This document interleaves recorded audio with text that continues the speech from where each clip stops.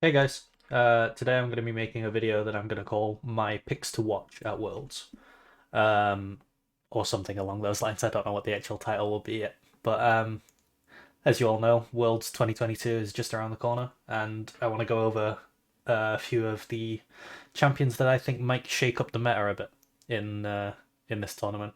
Things that are creeping in, things that we've not seen in a while, or things that people may not have thought of. So these are some of my favorite sort of interesting picks, and just also just a few things that I think are the strongest picks in the meta as well. So I've got about five or six for each role. I'm gonna start off with jungle because a lot of my list is based off the fact that I think the jungle meta is going to shift slightly away from this, as we've come to know it as dog jungle meta. So one of the first champions that I think is gonna peek his head back into the meta is Graves, the man with the cigar himself. So he got some nice buffs recently, and a lot of other champions around him in the jungle have been nerfed. Um, but not only are the buffs really good for jungle Graves, they're also really good for solo lane Graves. So I think Graves is actually going to become quite a pivotal champion in the meta. And because of that, I think that someone else that we often see in Graves meta might raise their head, and that's Lilia. Lilia right now is actually a two-way flex. Top Lilia is a thing.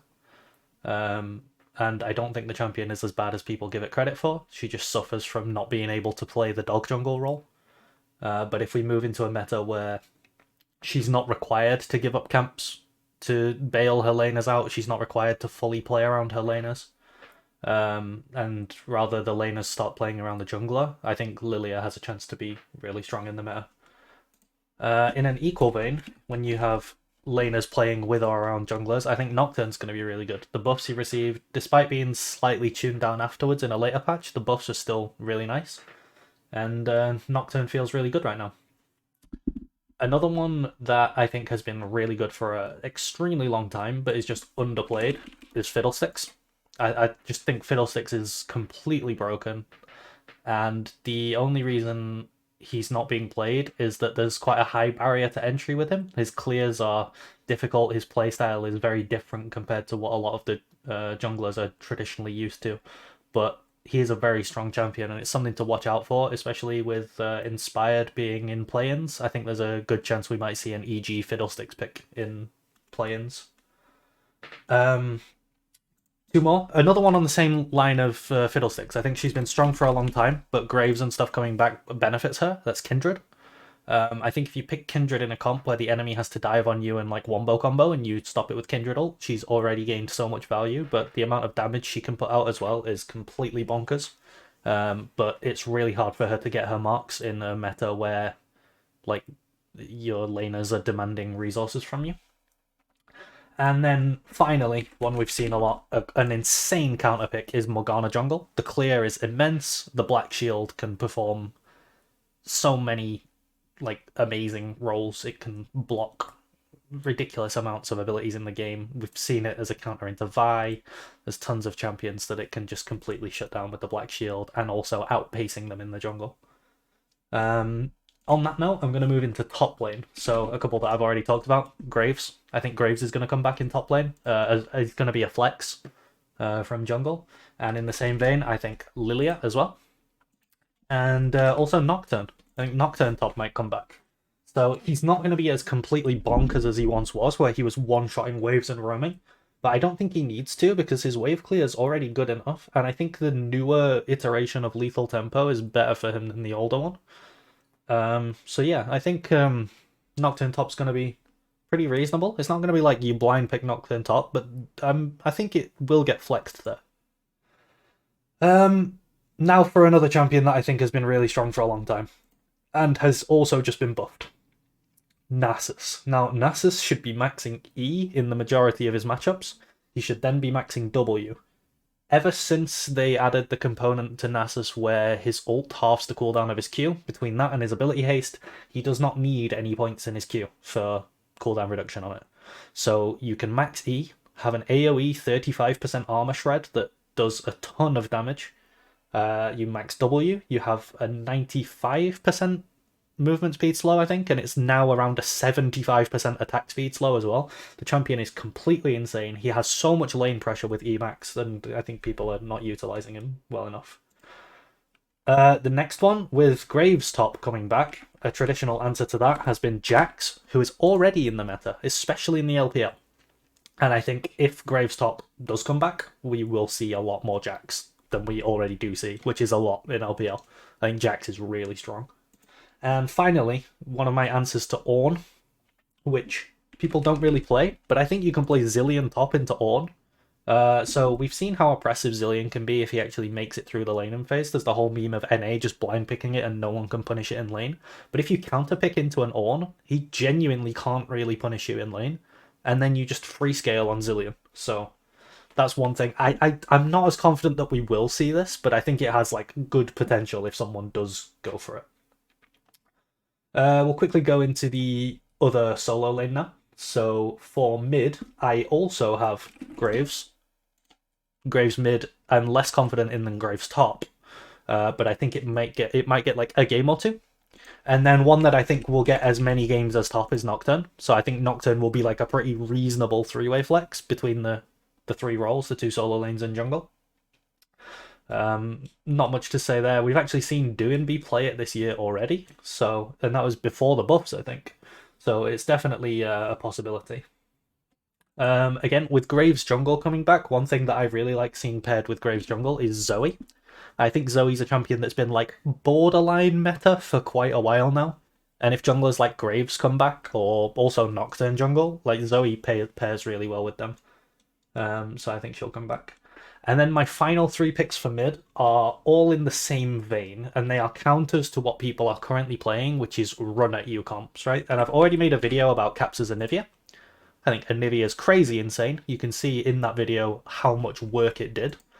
And then champions that do a similar thing are Veigar. Veigar, completely insane. And then also the one from the Mad Lions video, Cassiopeia. So these three champions in specific scenarios, when they're picked, can completely change games on their own. They're crazy powerful. Alright, another jungle champion that I think will get flexed into a different role. We're moving on to support now. I think Morgana will be played. Support. I think part of what makes her so good in jungle is the ability to flex her into this role. So I think it's going to be pretty nice that you have that ability. And also, spoiler alert for AD carry, I think Caitlyn's like very much going to be in the meta. So that puts, extra prio on Morgana.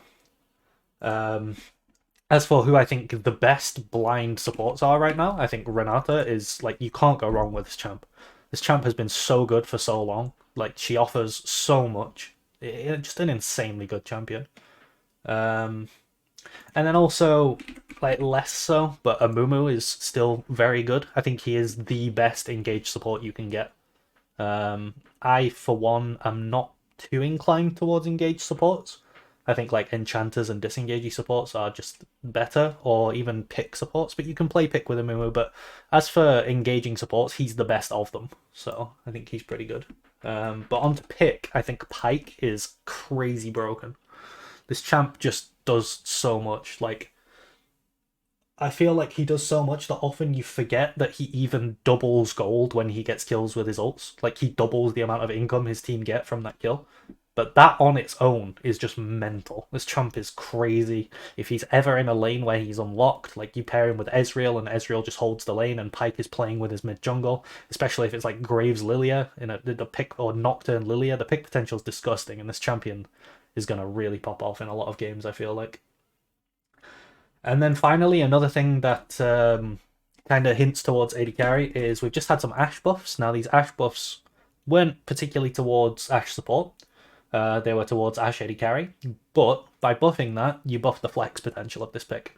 So I think we may see 1 or 2 games of Ashe support where she's flexed in. And that's a good pivot into the AD carry list, I suppose. So the first one on my list of AD carries is Ashe. She was recently buffed. I don't think she was bad by any means before the buffs, but now I think she's actually going to be really good. She scales a lot better with the Q buffs.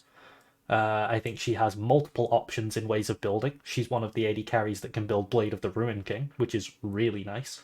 And then also, I think you can see from a lot of my jungle mid support picks that pick comps are coming back into the meta, or at least from my perspective, I think they might be.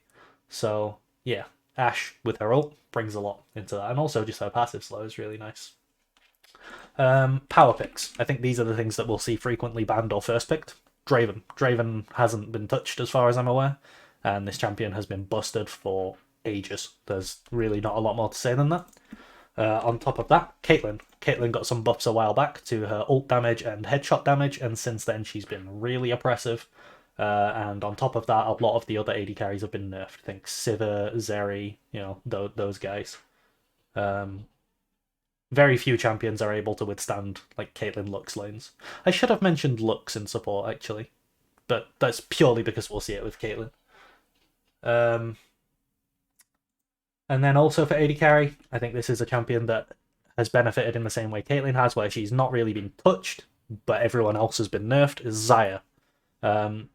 Especially if pick clumps come back, Xayah's ult brings a lot in terms of just safety and ability to evade the pick comps. But yeah, I think Xayah might have a few more games played. So this champ's certainly not bad, and yeah, the field around her has had its power reduced. And then my final pick of the list is the Damwon special, the Heimerdinger bot lane. Now, this champ could be flexed into top, it could be flexed into mid, it could even be played support.